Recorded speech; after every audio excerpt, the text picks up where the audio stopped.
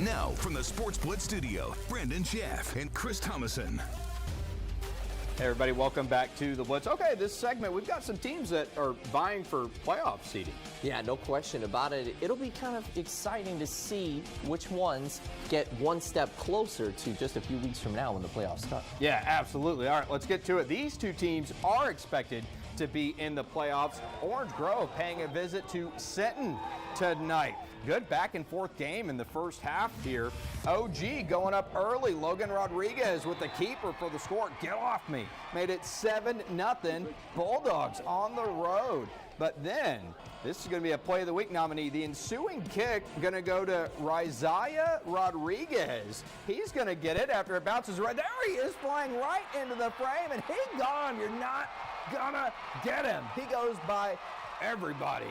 Made it 8-7 after a two-point conversion. The Pirates fired up on the home field. Man, you almost lost him there. It was going so fast. Holy cow. Exactly. Then the short touchdown from Diego Garza. The Bulldogs back on top 13-18. I told you this was a back-and-forth game. Well, here's Sinton. This time in the second, Tristan Hansen going to hit Talon Esquivel, and he's going to house it for the score. This game was just crazy in the first half. It was. The Pirates going up 14-13. We love those early highlights, man.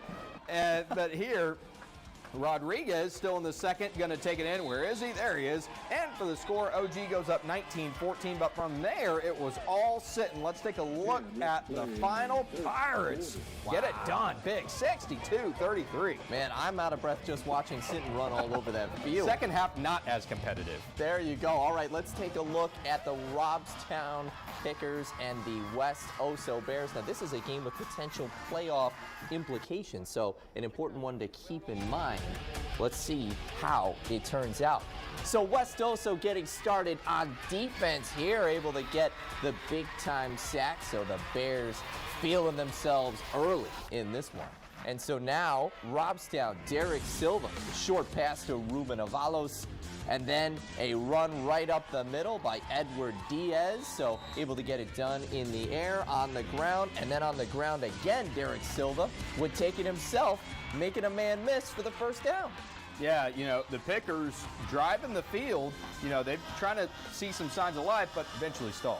Exactly. So no score there. Now West Oso trying to get something going through the air to Deshaun Trimble off the pass from Devin Martinez. And Martinez again over. He makes a man miss, makes another man miss, and he's rolling out over to the side and able to stay in bounds. So West Oso really trying to get something going on that drive too, but also stalls, so doesn't lead to any score at this point in the game. Now let's take a look at what the final score wound up being, 34-13. So after a slow start for both teams from an offensive perspective, Robstown really getting it going at the end of and that pick six did not count, unfortunately, for our highlights. Fortunately for Robstown, though, got the win. All right, let's get to a first-place game. Hebbronville paying a visit to Odem, the Owls, the upstart Owls. Remember, they were 1-9 last year. Well, here on fourth down, Hebbronville going for it and getting the first.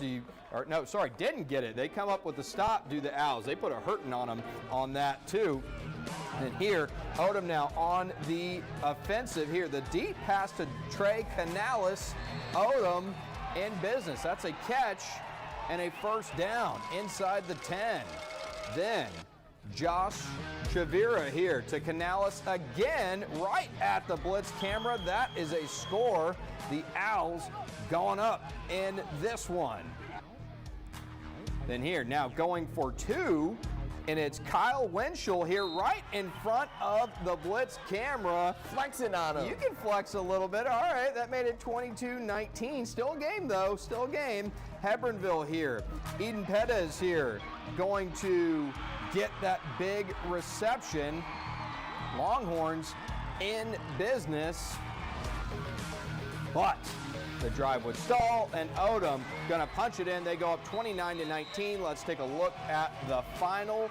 The Owls get it done. They hold on, but they're in first place, 29-27. All right, so that was a really tight one of the closest games that we saw. Now let's take a look at Riviera Kaufer and Santa Maria. This is one of our last games of the night here. So we get this one started on a 61-yard punt return by Santa Maria.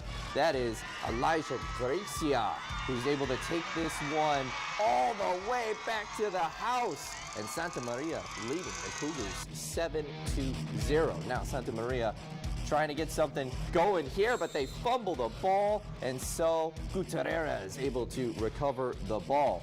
Now, a couple plays later, Santa Maria with the interception by Andrew De La Rosa. So trying to get something done. Daniel Martinez able to give it for a touchdown, 21-0 at the end of the first quarter. So let's take a look and see how they're going to keep it going. Miguel PJ Alins tossing and scoring. 55-0 was the final for the Cougars on top of the Seahawks. Yeah, so Rivetta falling in that one. All right, so we saw, Sinton and Orange Grove, again, those are both two teams expected to make the playoffs, but Orange Grove gave them a heck of a scare there in the first half. But, man, Sinton, I want to say the rest of that second quarter, they scored about 30 more points. So Troutman must have lit into them all bit. Yeah, no question about it. The Pirates, man, they really were getting it done through the air. They had the jets on. Those legs were going, and, man, did it show up on the scoreboard. That's a team that's rebounded well as well. They lost to Beeville in week 1. All right, let's take a listen to the Miller Marching Band and take a look at your scores.